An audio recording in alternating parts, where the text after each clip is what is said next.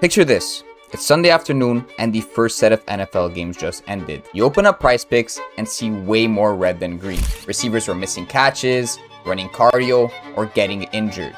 And even worse, your team just lost because their star was a ghost all game. You've been getting cracked all season making the same mistake, betting the wrong overs. For the past 2 years, I've helped my community cash thousands on apps like Prize Picks by thinking outside the box with strategies like the one I'm about to show you. Using data I've been tracking all season, I'll explain why your favorite players are traps and how one simple switch to deeper receivers can have your slips looking like this. Stick until the end for a live example on how to find the best of these props. Before we get to the secret, you have to understand one concept: team depth. Every week, ESPN posts updated depth charts for all 32 teams. These charts may change based on injuries, performance, and rotations. To keep it simple, the best receiver is usually the wide receiver 1 or the WR1. Second best is the WR2, and so on down the line for the rest of the receivers on a team. The moment a player gets injured and placed on injury reserve, every receiver shifts up the line. From week 5 onwards after Tyreek's injury, Waddle shifted from wide receiver 2 to wide receiver 1, and the rest followed upwards. But sportsbooks and the public treat these positions very differently, and once you understand the gap, you can exploit it.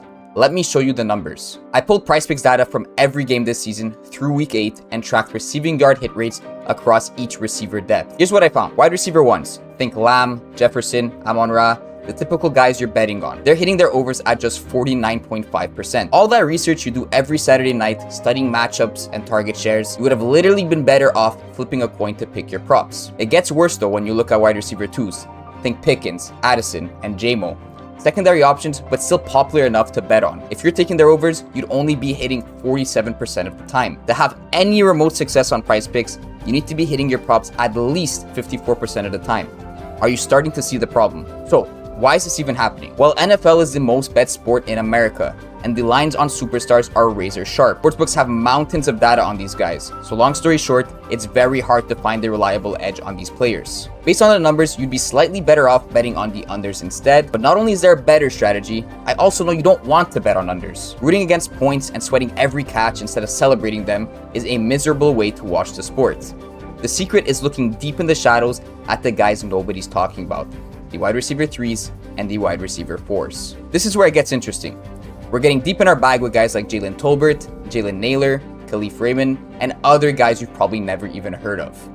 What's crazy is both receiver depths have been hitting over at a combined 58% clip this season.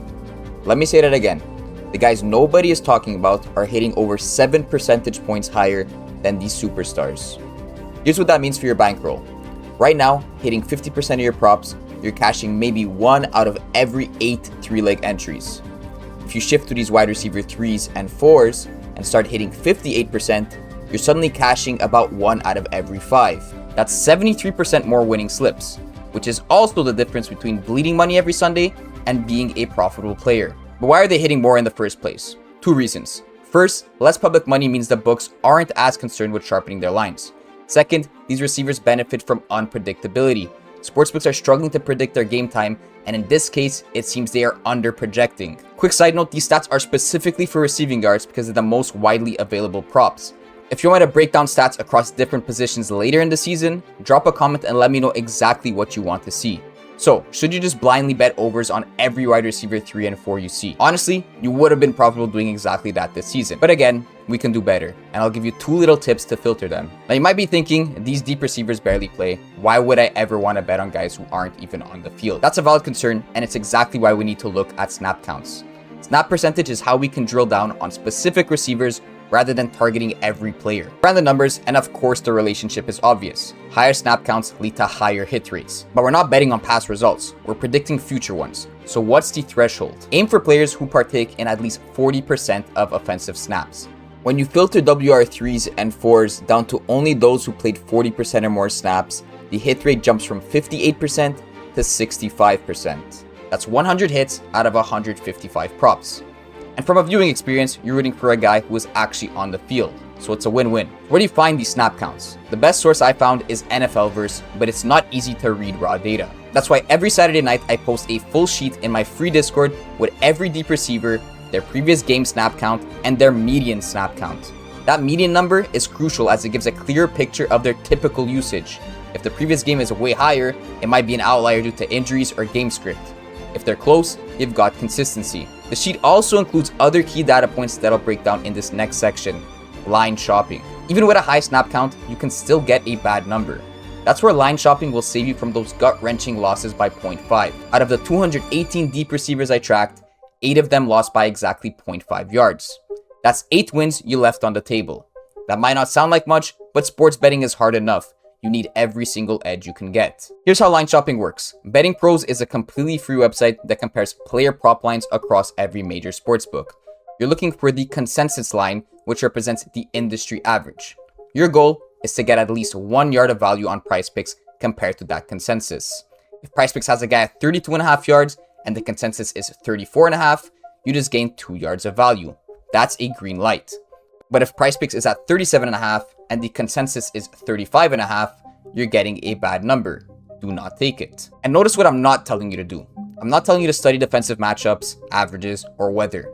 All of that is already baked into the line. We are simply finding value across the market. Don't overcomplicate it. The free Discord sheet also contains the PrizePicks line for these receivers, along with the industry consensus right next to it.